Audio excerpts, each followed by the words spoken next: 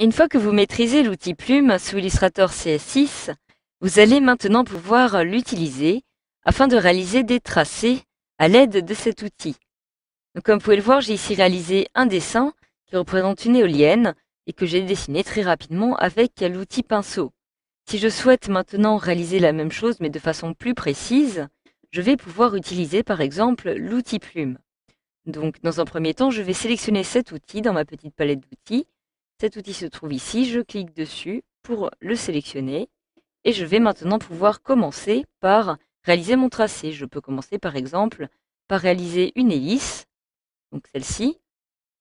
Je vais alors cliquer une fois.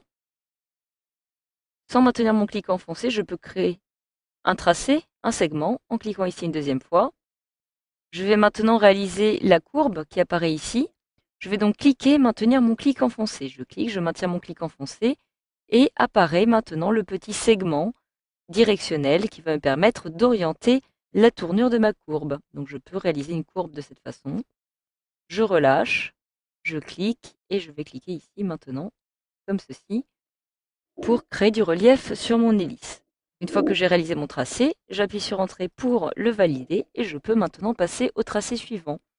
Donc je vais maintenant m'attarder sur le centre ici de mon éolienne. Donc je clique ici, je maintiens mon clic enfoncé de façon à pouvoir orienter la tournure que va prendre ma courbe. J'ai ici le petit segment directionnel qui va me permettre de modifier son orientation. Et lorsque je clique ici, automatiquement je vais avoir ma courbe qui va prendre cette tournure. Donc je peux continuer comme ceci, tout le temps, en cliquant maintenant enfoncé pour créer des courbes. Une fois que j'arrive à la fin, je clique ici sur point d'ancrage, je clique sur Entrée pour valider et je viens donc de réaliser un petit cercle. Donc je peux maintenant cliquer ici sur Tracer. Donc voilà, pour ajouter maintenant un tracé, j'attends que le mot point d'ancrage apparaisse, je clique une fois dessus, qui va permettre d'ajouter un tracé directement sur le tracé déjà existant. Donc voilà, je peux maintenant réaliser ma courbe de cette façon. J'appuie sur Entrée pour valider.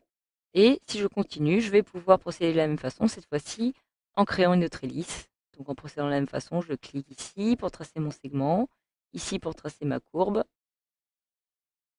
Voilà. Et ici pour tracer le relief. J'appuie évidemment sur Entrée pour valider. Et ici, je vais pouvoir tracer la dernière hélice. Je procède de la même façon.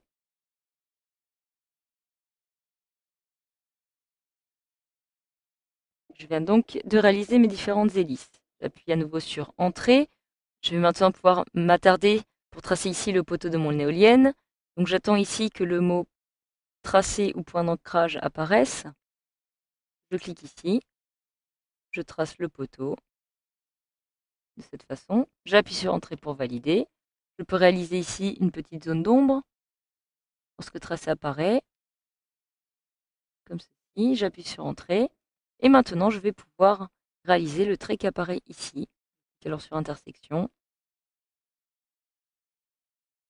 Je clique alors sur point d'ancrage lorsque celui-ci apparaît. Donc voilà, j'appuie sur Entrée maintenant pour valider le tout. Alors comme vous pouvez le voir, je viens donc de réaliser mon éolienne. Alors évidemment, celle-ci n'est pas encore terminée, puisqu'il y a ici certaines zones que je vais pouvoir modifier par la suite. Donc, nous verrons cela dans une autre formation. Mais dans tous les cas, vous savez maintenant désormais comment utiliser l'outil Plume sous Illustrator CS6.